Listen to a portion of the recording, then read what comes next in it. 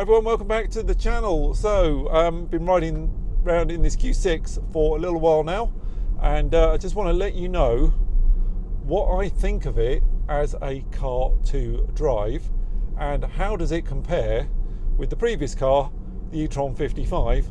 How does it compare with the Q8 that I had for a couple of weeks? Well, this is a much taller car. It's a little bit lighter. Wheelbase is not so different. Wheelbase is only about 15mm shorter on the Q6 compared to the Q8, and the overall length of the car is a little bit less.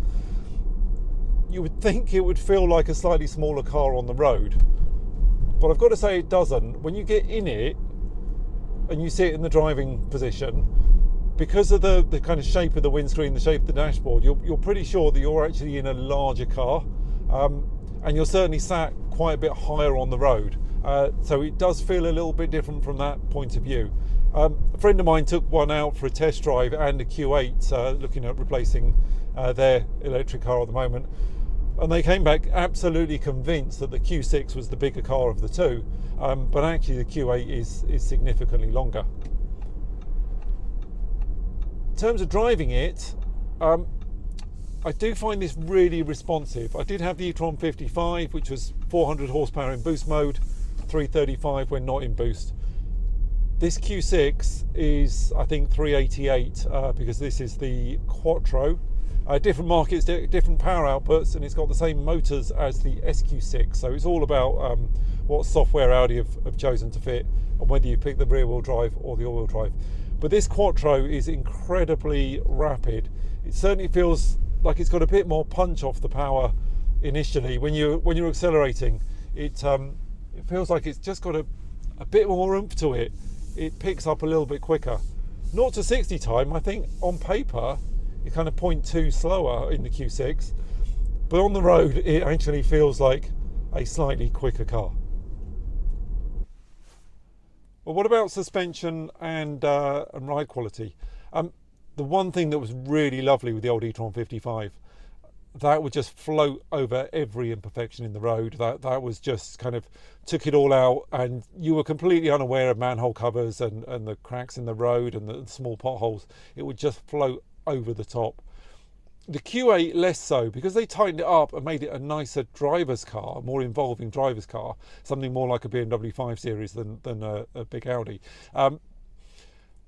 You were aware of those imperfections in the road. You could hear it and you could feel a little bit of a thud when you went over a joint in the tarmac or a manhole cover. This Q6 is the same. It is, it definitely feel the bumps. You're aware of manhole covers, you're aware of the imperfections in the road, you're aware of the potholes. It's not uncomfortable and it's not harsh, but you are very much aware of them. It doesn't just float over those imperfections like the old e-tron 55 did. This is a very, very comfortable car, but it's not the kind of floaty comfort of the old car. This thing feels like a more engaging car on the road. It definitely feels like it's got, you're very much aware of the road surface and any kind of ripples and changes in the road. But it's not uncomfortable. It's done really nicely. Now do bear in mind that I have got the Sport Quattro. So I've got 19-inch wheels and comfort suspension. Unlike all the other Audis, if you get the S-Line Q6, you also get the comfort suspension. You go up to 20 inches. And it's the Edition 1 that has the 21-inch suspension, 21-inch wheels rather, the sport suspension, and that sport suspension is lower by about 20mm. So I would think the Edition 1, you are going to be very aware of the road surface and those imperfections. That could even be a little bit harsh. I've not been in one, but if you've taken delivery of one, let me know what you think. I'm really pleased that I've gone with the Sport, with the 19s and the comfort suspension. I like the fact that the car looks tall. I like that kind of gap between the tyres and the wheel arches, so it looks like it's jacked up a little bit. It's an SUV. It looks like it would go off-road because it has a bit of ground clearance to it. I don't want a sports car. If I wanted a fast car that you can put a load into, that's going to drive a lot better, I wouldn't be driving the Q6. I'd be driving the A6 or the S6. I'd have one of those because the height of this thing, where the weight is it's never going to drive like a lower car. It is a very tall car. But I've got to say, handling wise, this thing is lovely, and the ride quality on it is very good, but it's not silky smooth like the old car. It is it's something that's a lot more involving and engaging, but it is comfortable. It's not harsh. Now in the UK, in all the press cars, every road test that you get out there, these Q6s come on air suspension. So everything that you've read about them on a bit of glossy paper, or most of the YouTubes out there with the press cars, those cars were on air suspension. Now the air suspension is standard on Q8s and the old e-tron 55, and there was a real significant difference as you move between the comfort mode and the dynamic mode, and all the modes in between.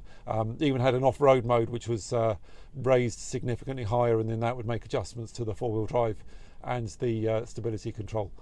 Although this has Audi Drive Select, because it has no air suspension, and it's not even an optional extra in the UK, the Drive Select mode seemed to make very little difference to anything other than the throttle response.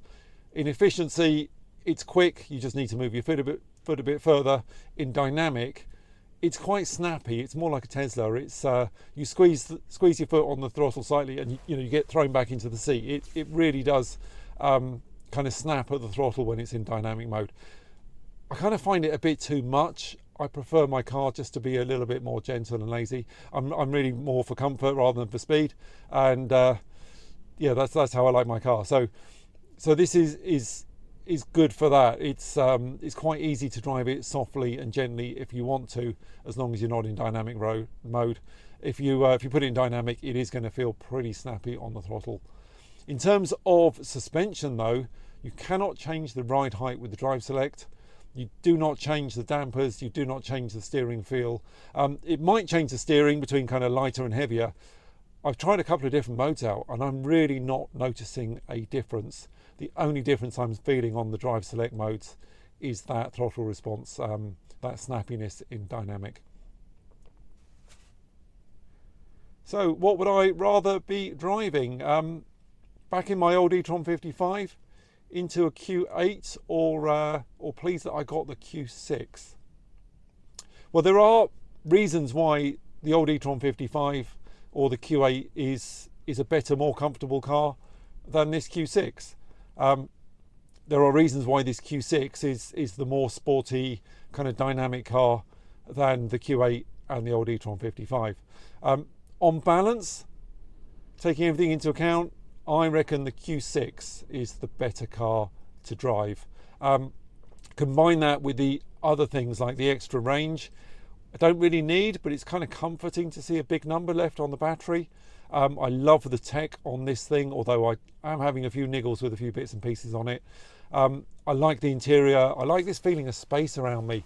I like the fact the panoramic roof, you could actually call it panoramic because it goes a lot further back. That is an optional extra though. Overall, I'm really, really pleased that I got the Q6 and didn't go with a Q8. The other cars I looked at, I didn't really like the Tesla Y. It is a good head decision. It's it's a bargain for the space and the efficiency and the access to the supercharger network. It's a brilliant car for that. I never really liked it, and I couldn't get comfortable in it. The Polestars, I so nearly had a Polestar. Maybe the Polestar 3 is a better car than this. It probably is. It's a step up. It's on the air suspension. It's meant to be super quiet.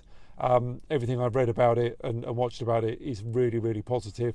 And I think the Polestar 4 is an absolute beautiful interior with loads more legroom than this, but it doesn't have that practicality of the boot. So this is a family wagon for now, and I need a nice big square boot, and I need the load through. So it came down to the Q6 at the end of the day. Would have loved the Porsche Macan, but with the lease company I have to use through my employer for a salary sacrifice lease, it was just coming in too expensive. It was too much money for the Macan, and I really couldn't justify it over the Q6. So of all the cars I could have picked, I'm delighted with my choice. This Q6 is absolutely superb. It's not perfect, but it is absolutely brilliant. So yeah, very pleased with it. So if you're coming from an e-tron 55, if you're looking at maybe moving up from a Q4, or if you're considering, you know, a big Audi, looking at the Q8 before they go out of production, or this Q6, yeah, sure, try them both, but I reckon you're going to pick a Q6 at the end of the day. Thanks for tuning in, and I hope you found this interesting. Please hit the subscribe button, like the channel, and yeah, please watch through and look at some of my other stuff. I am going to do some more road tests on this. I'm going to get some long drives in. There's going to be a lot more about it as we live with the car, and I'll let you know how it goes. Thanks for watching. See you soon.